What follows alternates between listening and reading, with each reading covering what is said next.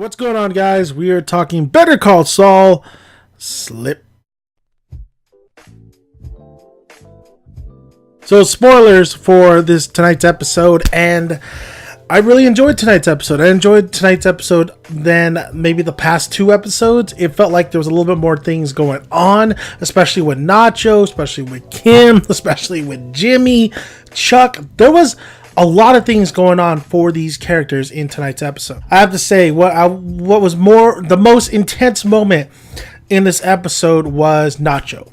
Nacho swapping the pills, and then him having to put exactly count how many pills in that bottle while Hector's in back of him. Nacho is a character that I feel he's a sentimental character. You know, he's doing bad things, but not as bad as these other characters. Nacho is just not like Tuco. I mean, he just doesn't really have it in him. You know, he doesn't have that killer, murderous instinct to him. So I really feel for Nacho, and especially in this episode, I really like how crazy is Vince Gilligan and the director and just the overall showrunners, if they can make a scene not only with Nacho swapping the pills and him counting money, make it so intense and so just enticing, and also a scene with Chuck going in the grocery store and feeling the effects of his condition by just getting soy milk, and make you watch that intensely because it's an intense moment. That's crazy. You know, these are scenes that you're not supposed to really get too tensed about. If you have on paper, it doesn't sound too intense, you know, it doesn't sound too crazy, but the way the showrunners, the way the director does it, the sound effects, the sound mixing, it makes you feel like you're in this moment, and it makes you care, which is really great. I mean, that's what's so great about Breaking Bad. That's what's great about Better Call Saul. And then, speaking of Breaking Bad, we do have that one character who was, with Jesse. Walter ends up killing. He makes a little cameo. I can't remember his name, but he makes a little cameo in this episode as well. Another interesting factor in this episode was Jimmy and Kim. I don't really feel too much of a romance between these two. I feel like they care for each other, but I feel like they're kind of drifting apart. But with Kim is in a funk, man. She's handling a lot of cases, and she's handling another case. She's handling a lot of cases. I did like the moment. I did like the little the dialogue and the setup of when Howard was in the same restaurant or same place they were eating at for lunch as Kim and the Mirce Verde people, and then Howard goes to the table, and what balls Howard has, man. Tells Kim to sit down. It's not necessary, and then he's talking. Howard, he's got some cojones, man. He's got some cojones. But Kim writing that check to Howard and then going to his table and saying, no, Howard, sit down. It's not necessary. I like that little dialogue and setup. But the check being for her schooling that Howard put her through, and then Howard kind of blows up a little bit. I mean, I don't hate Howard. Honestly, I think he's a good secondary character, definitely a good character when it comes to him and Chuck and Jimmy and all that. But to me, he never really was a kind of villain. He just had to do what he has to do, and I really think he has a lot of respect to Chuck. It's interesting when he has to tell Chuck about insurance or something like that. So something's gonna happen there, especially with Jimmy. Jimmy going to that one chick and really kind of screwing over Chuck. But Chuck in this episode still trying to overcome his paranoia, so to speak. The whole electricity and stuff.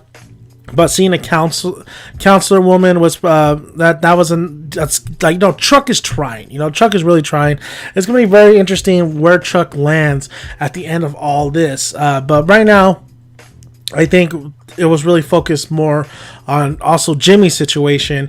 He's not, the commercials didn't really do as he was able to get the money for those commercials by slipping and hurting his back and getting money off of that. But also, Jimmy is starting now. We're starting to see, especially towards the end of this episode, when he helps one of the community service guys out by really to get him, go see his daughter when that guy wasn't allowing to see his daughter. Then Jimmy uses his like lawyer knowledge to get him out of there.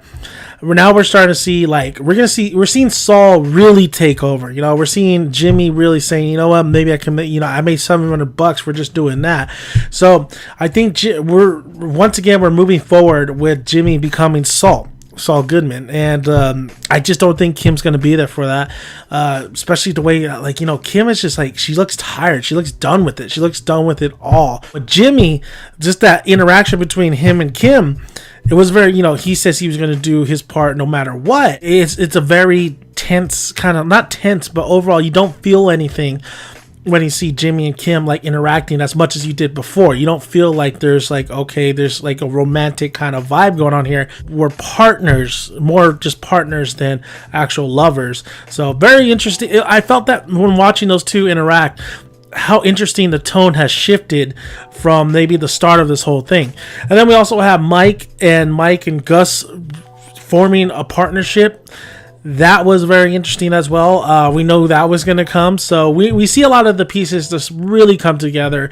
We're seeing a lot of things moving along. Hector, he's going to end up in that wheelchair with the little bell somehow. And Nacho is probably the reason why. Maybe. It's a very good episode because there wasn't, of course, there's slow moments throughout the episode. It really kind of harkens back to that season 1 of Breaking Bad where there's just slower moments and they really take the time to really kind of open up the episode and just to really have a scene just really linger on. But overall, I really did enjoy the episode. I think there was a lot to like about this episode. There was a lot of things going on for different characters. I mean, these characters had their own problems. That's what this kind of episode was kind of all about, was these characters dealing with their own problems. And it's interesting how the beginning, the bandages, the bandage of a lot of, you could say a lot of these characters, they need, they have owies, so to speak, and they're trying to get better. But it was a good episode. I really did enjoy the episode. So can't wait to see what's going to happen towards the end of the season finale. So a lot of things are turning.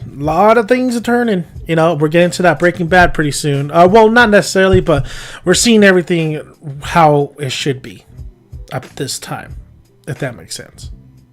Thank you guys for listening. I'm Dan the Mag and Dan's son. Find more of my videos on my channel. Like the video, like and comment below. Love to hear you guys' thoughts, and would appreciate if you guys subscribe. So I'm out of here, guys, and that was Better Call Saul.